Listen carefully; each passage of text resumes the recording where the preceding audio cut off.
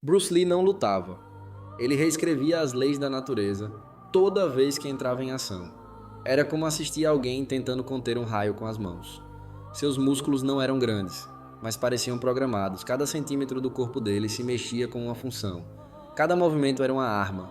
Bruce não desperdiçava nem o piscar de um olho. Ele conseguia atingir um alvo antes do alvo entender que estava sendo atacado, né?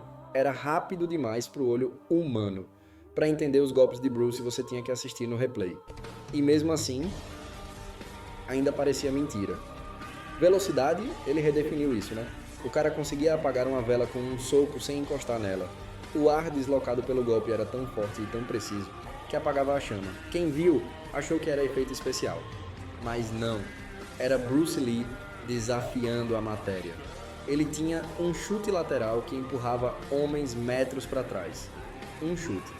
Sequência, ele não dava tempo. O primeiro golpe já era o fim. E sabe o mais bizarro? Bruce Lee treinava como se fosse perder a vida se errasse um passo. Usava elásticos amarrados no corpo para aumentar a resistência. Chutava com peso nos tornozelos. Corria montanha acima com botas de ferro. Carregava sacos de areia nas costas para simular combates em gravidade maior. Ele não estava brincando. Ele estava tentando ser algo que o mundo nunca tinha visto.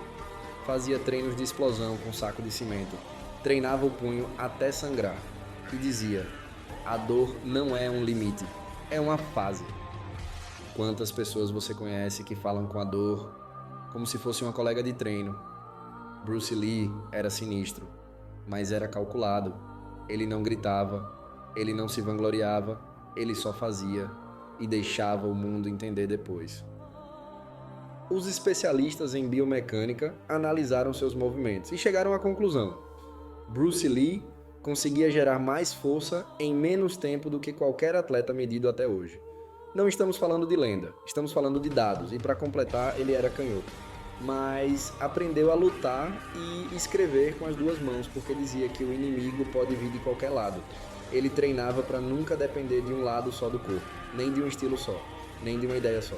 O Jeet Kune Do, sua criação, não é um estilo de luta, é um estilo de pensamento. Bruce Lee não queria seguidores, ele queria pensadores livres, pessoas que quebrassem padrões, que usassem o corpo como ferramenta e a mente como guia. Ele lia tanto quanto treinava, estudava filosofia oriental, ocidental, psicologia, estratégias militares, nutrição, performance, biomecânica. Era um cientista da porrada e ainda era ator, diretor, escritor, coreógrafo, montava suas próprias lutas, criava cenas com precisão cirúrgica, cada soco, cada corte de câmera, tudo na cabeça dele. Ele não atuava, ele dominava a tela. E sabe o que mais? Bruce Lee era o primeiro a chegar no treino e o último a sair, mesmo já sendo famoso, mesmo já tendo dinheiro. Nunca parou de agir como se estivesse no começo. Faz sentido, né? Porque quando você nasce fora da curva, você sabe que a curva não pode te limitar. Bruce Lee não lutava contra homens. Lutava contra ideias ultrapassadas, contra o racismo, contra os padrões, contra o sempre foi assim. E ele venceu.